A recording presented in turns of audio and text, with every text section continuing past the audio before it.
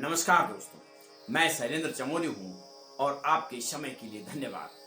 आपका मेरा चैनल ईश्वरी राम में हार्दिक स्वागत है और आज हम भाग 16 लेकर आए हैं, जिसमें मांडुक्य उपनिषद वेदांत साहित्य का अत्यंत ही सूक्ष्म एवं गहन और जो गूढ़ उपनिषद है। इसमें केवल 12 मंत्र हैं, परंतु इस 12 मंत्रों में संपूर्ण अद्वैत वेदांत और आध्यात्मिक ज्ञान का सार समाहित है। यह उपनिषद अथर्ववेद से संबंध है और इसे गौड़पादाचार्य की मांडुक्य सारिका के साथ पढ़ा जाता है और इसका आध्यात्मिक, दार्शनिक और वैज्ञानिक दृष्टिकोण से अत्यंत ही महत्वपूर्ण स्थान है। और अब हम इसकी विस्तृत व्याख्या तीनों अस्त्रों पर करेंगे कि आध्यात्मिक व्याख्या, दार्शनिक यानी वैदांतिक व्याख्या और वैज्ञानिक या मनोवैज्ञानिक व्याख्या। तो आध्यात्मिक व्याख्या करने से पहले यदि आप इस प्रकार की वीडियो पसंद करते हैं तो चैनल को लाइक, शेयर और सब्सक्राइब कीजिए। इससे यह होता है कि मेरा उत्साह और हौसला बढ़ता ही रहता है। तो सबसे पहले हम आध्यात्मिक रूप से व्याख्या करेंगे। तो आत्मा की 4 अवस्थाएं हैं। मांडुक्य उपनिषद आत्मा और ब्रह्म यानी परमात्मा की पहचान कराने वाला ग्रंथ है और इसमें आत्मा की 4 अवस्थाओं का वर्णन है।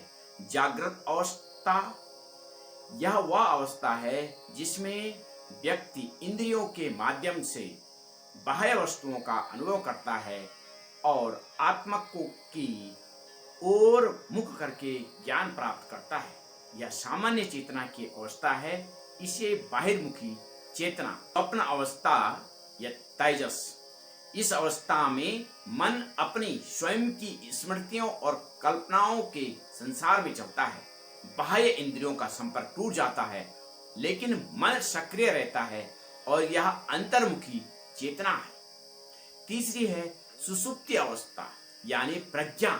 यह गहरी नींद की अवस्था है जहां न कोई स्वप्न और न ही जागृति होती है। व्यक्ति अज्ञान यानी अविद्या में रहता है, लेकिन आनंद का अनुभव करता है और आत्मा अपने मूल स्रोत में लीन हो जाती है और यह केवल बीज रूप में चेतना होती है, लेकिन क्रिया नहीं। यह अवस्था है तुर्यावत अवस्था। यह अवस्था तीनों से परे है। यह सर्वोच्च आत्मा यानी ब्रह्म की अवस्था है जिसमें व्यक्ति अद्वैत अनुभव करता है। यहाँ कोई द्वैत नहीं, न विषय न वस्तु न अनुभव करने वाला।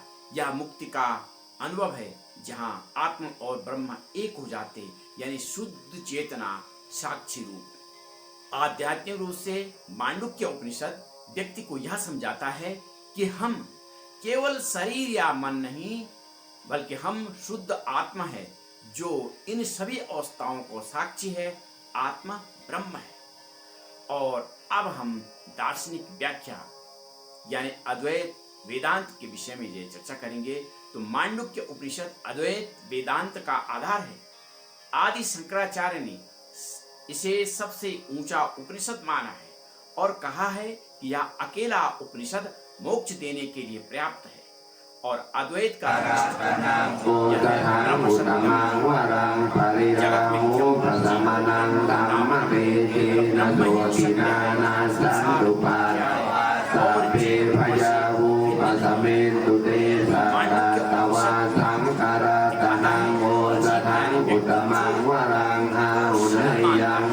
वह वास्तव में असीम ब्रह्म है।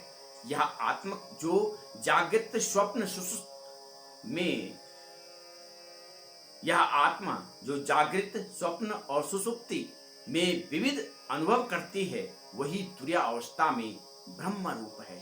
और उपनिषद ओम यानी ओमकार के माध्यम से यह सिद्ध करता है।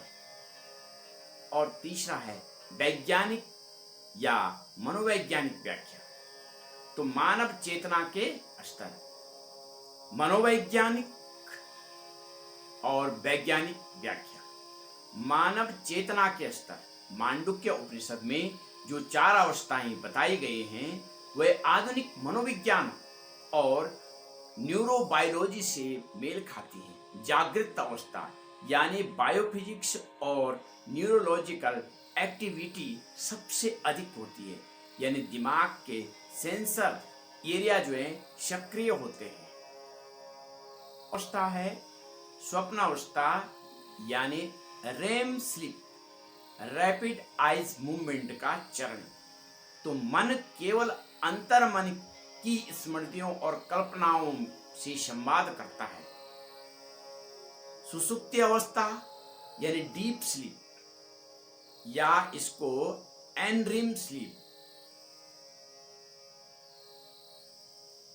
और इसमें कॉन्शियसनेस न्यूनतम हो जाती है। मस्तिष्क का न्यूरो एक्टिविटी अत्यंत कम हो जाती है, परंतु मनुष्य को आनंद की अनुभूति होती है।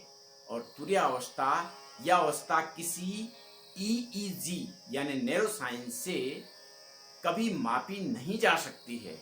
और ध्यान और समाधि की अवस्था में व्यक्ति इस अवस्था के निकट आता है। न्यूरोसाइंस इसे ट्रांसस्केंडल कॉन्शियसनेस मानते हैं। तुरीय अवस्था विज्ञान के लिए अभी भी एक रहस्य है, पर ध्यान और मेडिसिन के प्रयोगों में इस अवस्था के निकटतम अनुभव को दर्ज किया गया है। ओमकार यानी ओम का वैज्ञानिक व आध्यात्मिक रहस्य। मांडुक्य उपनिषद में कहा गया है कि ओम यानी आत्मा ही जो है ब्रह्म है। तो ओम के 3 अक्षर है आ, उ, मा। तो आ का मतलब है जागृत अवस्था, उ का मतलब है स्वप्न अवस्था और मा का मतलब है सुषुप्ति अवस्था। अवशिष्ट यानी अनाहत ध्वनि यह तुरीय अवस्था है। यह ध्वनि ओम ब्रह्मांड की ध्वनि है। यह कंपन वाइब्रेशन के रूप में पूरे ब्रह्मांड में व्याप्त है। वैज्ञानिक रूप से भी अब यह समझा जा रहा है कि पूरा ब्रह्मांड कंपन और ऊर्जा से बना है, और यही कंपन ओम के आध्यात्मिक के अर्थ की पुष्टि करता है। और अंत में निष्कर्ष रूप में हम कह सकते हैं कि मांडुक्य उपनिषद एक अत्यंत ही संक्षिप्त किंतु पूर्ण उपनिषद है, जो आत्मा की वास्तविक पहचान कराता है और यह बताता है कि हम शरीर या मन नहीं है, हम शुद्ध चैतन्य हैं जो तुरीय अवस्था में स्वयं को जानता है। ओम न केवल एक मंत्र है, बल्कि वह ब्रह्म की ध्वनि संकेत है, और आत्मा साक्षात्कार ही मोक्ष है। और यदि आपको यह वीडियो की बातें अच्छी लगी हैं तो इसे लाइक, शेयर और सब्सक्राइब कीजिए, और आपका दिन शुभ हो। धन्यवाद।